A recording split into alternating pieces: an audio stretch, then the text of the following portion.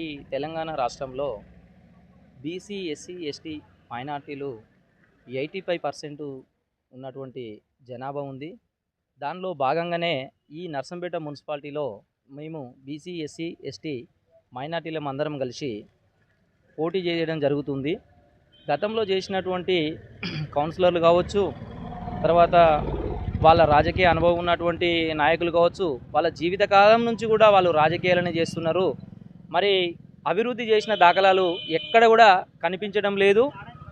వాళ్ళు వాళ్ళ స్వలాభాల కోసం, వాళ్ళ ఆస్తులు కూడబెట్టుకోవడం కోసమే వాళ్ళు రాజకీయాలు చేస్తున్నారు తప్ప ప్రజలకు ఏమాత్రము సేవ చేసినట్టు ఎక్కడ కనిపించలేదు. అభివృద్ధి చేసినట్టు ఎక్కడ కూడా లేదని చెప్పి మేమంతా ముక్తకంఠంతో తెలియజేస్తున్నాము. ద్వారానే మా ఉన్నటువంటి 17వ వార్డు నుంచి వంగ శిరీష రవి యాదవ్ మేము స్వతంత్రంగా నిలబడడం జరిగింది. మాకు ఈ వార్డు నుంచి సంపూర్ణమైనటువంటి మద్దతు పెద్ద ఎత్తున లభిస్తుంది. మాకు ఆపోజిట్లో నిలబడ్డ వ్యక్తులందరూ కూడా ఈ వార్డుకు సంబంధించినటువంటి వ్యక్తులు కాదు, ఇతర వార్డులకు సంబంధించినటువంటి వ్యక్తులు. పైగా బీసీలను అణగదొక్కుతున్నటువంటి వాళ్ళే తప్ప బీసీలను అభివృద్ధి చేస్తామని చెప్పినటువంటి దాఖలాలు ఎక్కడా లేవు వాళ్ళ దగ్గర నుంచి.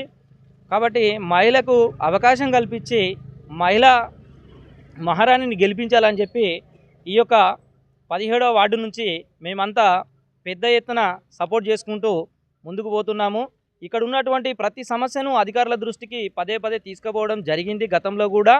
ఇక ముందు కూడా ఈ వార్డుకు మేము ఖచ్చితంగా అభివృద్ధి చేస్తామని చెప్పి ప్రజలంతా మా వెన్నంటే ఉంటున్నారని చెప్పి మేము ప్రజానికానికి తెలియజేస్తున్నాము. అదేవిధంగా ఏదైతే మా పైన పోటీ చేసి మమ్మల్ని అనగదొక్కాలని చూస్తున్నారో వాళ్ళ దగ్గర ఆర్థిక బలం కావచ్చు, అంగబలం కావచ్చు ఉన్నా కూడా ప్రజలు మాత్రం మాకు పెద్ద మొత్తంలో అండగా నిలబడి ఉన్నారని చెప్పి మేము తెలియజేస్తున్నాము.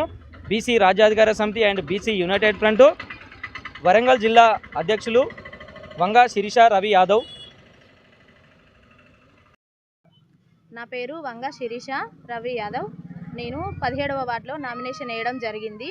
గతంలో ఇతర పార్టీలు వేశారు, కానీ వాళ్ళ సొంత లాభాలకే ఉపయోగించుకున్నారు. ఎలాంటి అభివృద్ధి చేయడం లేదు.